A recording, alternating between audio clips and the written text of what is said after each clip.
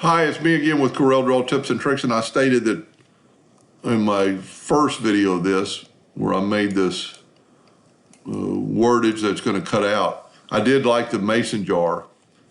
The text isn't going to trace, but if we go to bitmap and resample, I've already sized it pretty high. I'm going to leave it the same color, but I'm going to go to trace bitmap, outline trace.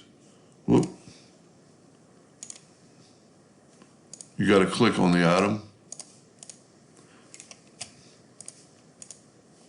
Trace bitmap, outline trace, clip art. Now it doesn't do a great job, but it's manageable.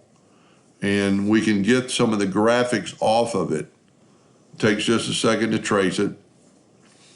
Now we're gonna hit OK, we're gonna move it over, and you can see kind of the problems. And really what I should have done, I should have cropped out some of the gray. We've still got our nudge factor set pretty high. I'm gonna go to Object Group and Ungroup All. With my pick tool, I'm gonna pick inside that and delete it. I'm gonna try to pick inside this and delete it. I'm taking away all the color from that graphic. And this is where you could zoom in. That's really good enough. So I'm just clicking on there and getting rid of the color of that graphic. I'm not going to do the hearts because the hearts can be redrawn very, very easily. But if you look at this, and I've still got my nudge factor set pretty high. Let me change this back to black.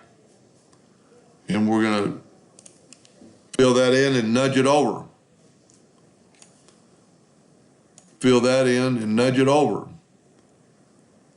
Fill that in and nudge it over. So we got the graphic already done. Now it's a little bit rough, but you can change it. You know, the quickest way would be to probably grab all that and type in 20 here, and it'll get rid of a lot of the nodes.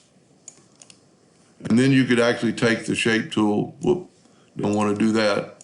Just take the shape tool and select all those nodes and delete them. And then you could always go back and change this to make it look more like the original. That's probably too much of a point, but you get the idea. If you have X7 and above, you can always use a smoothing tool, which would be a lot easier to do this graphic. I'm real curious of how this is going to work.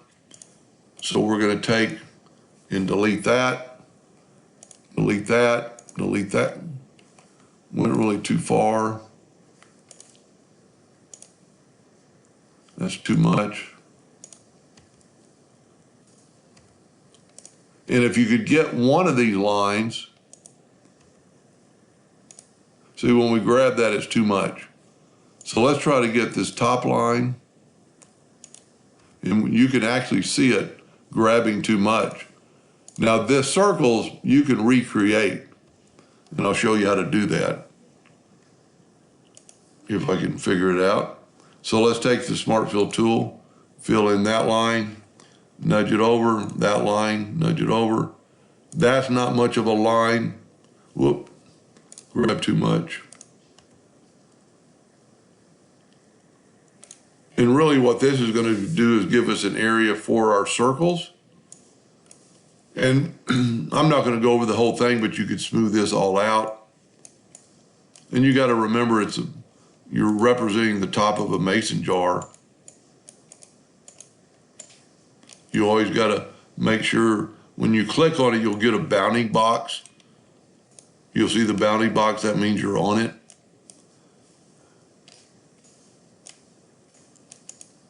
See, it won't move that one until I get my bounding box. So let's say you cleaned all that up, and now all this is some ellipses. And there's several ways to do this. Let's make an ellipse. Let's put it here. Let's Control D and make a duplicate and make it smaller. Come on. Put it about right in there. select both these, go up to Effects, Blend, and let's just blend 6. See what it looks like?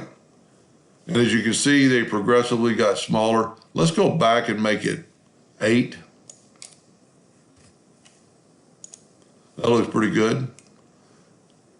Now what you can do is, this is a blend. So you can Control D and make a duplicate and just mirror them. Well, probably you can't because it's a blend. Let's go ahead and do this. Let's break the blend apart. And you can still see the center ones are still grouped. So we need to ungroup them. And then we can group these, Control G, and I'm just kind of looking at the picture. Mine aren't going to be exactly like that, but Control D, make a duplicate. And those are a little bit too close together. And you could actually use the path on there and make them a little bit more of a curvature with the jar, but that'll look pretty good. And then when you had your outline, like we did in the first video, all this will be filled in. This could be in gray, but your words will be different. And once you have your outline, let's just make a quick outline. I wasn't thinking about that.